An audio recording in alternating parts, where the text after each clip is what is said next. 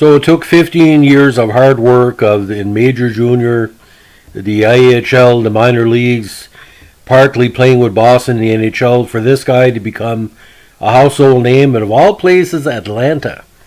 Now, this guy became the first true star of the Atlanta Flames, led them into that famous quarterfinal against the '74 Stanley Cup finalists and winners, the Flyers. And again, he became a household name in the southern U.S., where 3 years later, people couldn't even pronounce his name. So today we're going to be talking about the legend of Bob Leiter. Now, Bob Leiter, like most great hockey players of the 1960s and 70s, was born in Canada's, I think, hockey capital for many people, Winnipeg, Manitoba. Now, after a major, no pun intended, junior career that saw him playing on a Memorial Cup winner with the Winnipeg Braves in '59, Leiter, whose rights were owned by the Boston Bruins, spent most of the 1960s in the minor leagues. Now, derailed by a bout of tuberculosis, occasional injuries, and the perception he would never serve better as a defensive player, he served 2 seasons for the Kingston Frontenacs of the Eastern Professional Hockey League and 6 with the Hershey Bears of the AHL, playing only large sections of the 63 and 64 season with the Bruins.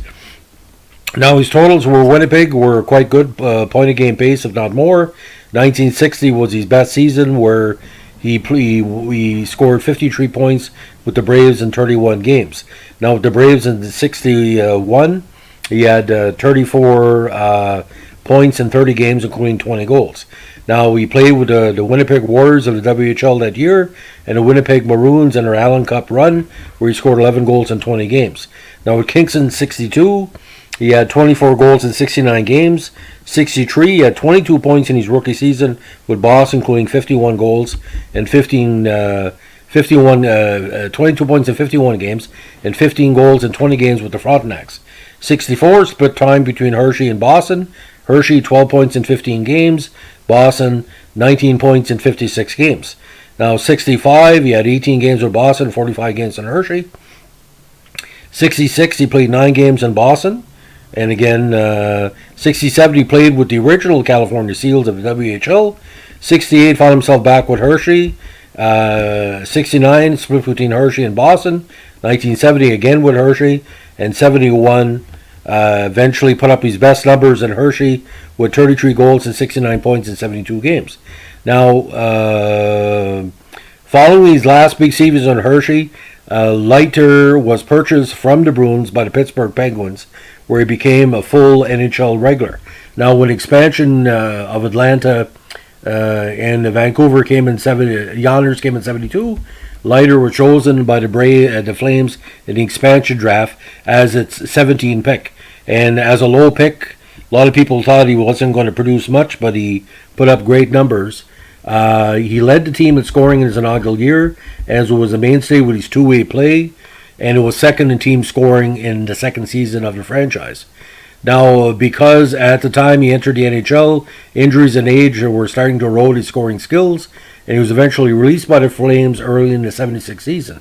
Leiter signed with the Calgary Cowboys of the WHA soon after to finish the year, after which he retired. Put up some good numbers with Calgary, 34 points in 51 games, which was kind of ironic because Calgary ended up being the new home of Atlanta. Might have been a precursor, as we say. So it confuses a lot of people because some media report said that he had played with the Calgary Flames. He did. He played with the Calgary Cowboys. Now, NHL totals, 98 goals in 447 games, including 224 points. Playoff totals, 3 goals in Pittsburgh's run in '72. Unfortunately, he never had any points in Atlanta's quarterfinal loss to the Flyers in '74. Again, his best season in the NHL, 73, 60 points in 78 games, including 28 goals. Now, award and achievements, again, he was the Turnbull Cup MJHL champion, 59, Memorial Cup champion, 59, AHL second All-Star team, 71, and of course, like many of the people we're profiling here, an honored member of the very, very, prestigious Manitoba Hockey Hall of Fame. Other than the International Hockey Hall of Fame and the Hockey Hall of Fame itself, I think it's the most important Hockey Hall of Fame in the world because of the great players that have made it over the years. It's a who's who of great Manitoba athletes over the years. So that's a Legend of Bob Leiter. Please give me a like, comment, or subscribe if we're like we're doing here. Please give me some requests. We're kind of touching on some of the forgotten heroes of the mid-1970s expansion era, including, Buffalo, Vancouver, Atlanta, Islanders. Please let us know what you think, and every comment is appreciated. But if you're going to get snurdy, you're going to get bumped off. Like the guy the other day that said my voice was boring.